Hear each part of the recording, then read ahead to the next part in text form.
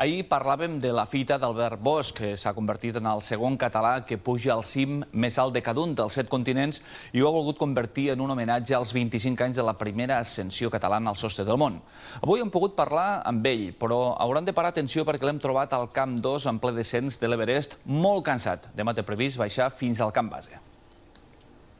Estic eufòric perquè, clar, he assolit el cim del món, el cim de l'Everest, i amb això he completat el projecte dels 7 cims, que a més, ara ja puc dir que l'he completat fent tots els cims al primer intent. Jo estic destruït, no cansat ni exhaust, destruït, perquè això és molt més dur que em pensava, i a més no m'he aclimatat, em sembla massa bé l'alçada aquesta vegada, però, bueno, són petits problemes que dintre d'una setmana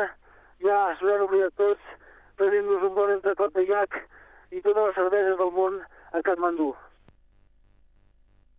Avui en els esports hem parlat de grans competicions, la Champions, la NBA, la Copa i fites extraordinàries com la d'Albert Bosch, que recollia en aquesta conversa amb l'informatiu d'aquesta casa Infocar. Res comparable, però,